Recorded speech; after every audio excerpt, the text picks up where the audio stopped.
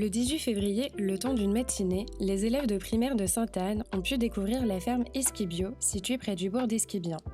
Esquibio est l'initiative d'une sœur et son frère, Anna et Jean-Mathieu Pelter, qui ont repris la ferme familiale il y a quelques années.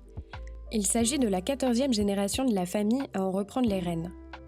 La matinée fut rythmée par des ateliers animés par Anna, Jean-Mathieu, mais également les bénévoles de la Water Family et les membres de l'association Les Jardiniers des 2B.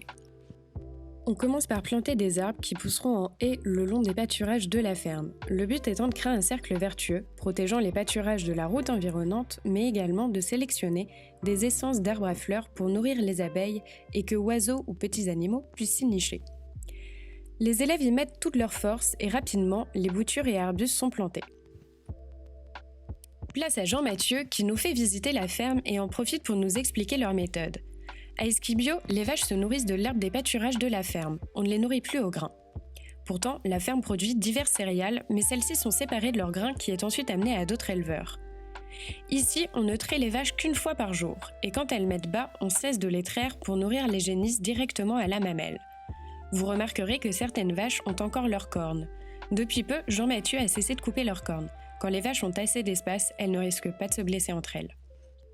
L'atelier suivant est animé par Anna. Elle s'occupe des produits issus du lait, le beurre, la crème et les fromages. Et quoi de mieux qu'une dégustation pour nous faire découvrir son travail. Là, les enfants ont l'occasion de d'abord goûter des produits industriels, puis les produits de la ferme. Sans surprise, si certains enfants préfèrent amplement les produits d'Esquibio, la plupart se tournent vers l'industriel. Rien d'étonnant. Anna nous explique que les produits industriels sont souvent plus riches en sucre et plus salés, là où elle préfère des recettes pauvres en sel où les produits sont raffinés dans leur fabrication. On termine avec l'atelier de la Water Family. Les élèves connaissent bien l'association, puisqu'elle est partenaire de l'école cette année, et Eldrine, bénévole de la Water Family, est déjà venue sensibiliser les élèves.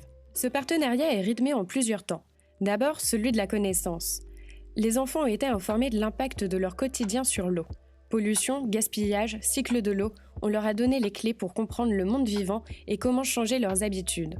Là, c'était le temps du jeu, à l'occasion d'un quiz pour vérifier s'ils avaient retenu les leçons de l'association. Climat, nature, agriculture, transport, loisirs, industrie et eau à la maison, les rouages du grand cycle de l'eau sont débloqués un à un et les équipes accèdent à une eau de qualité. Une manière simple de comprendre qu'à leur échelle, ils peuvent déjà agir.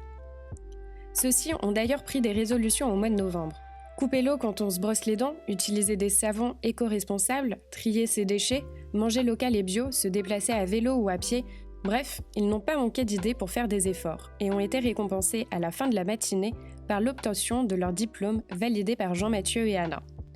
La matinée se conclut par un pique-nique zéro déchet où les enfants ont été récompensés en gratitude si leur repas était de saison, bio et local et surtout s'il n'y avait pas de déchets plastiques. Après avoir joué avec Rio, la star canine de la ferme, c'est l'heure de rentrer à l'école, la tête remplie de nouvelles connaissances et surtout de beaux souvenirs.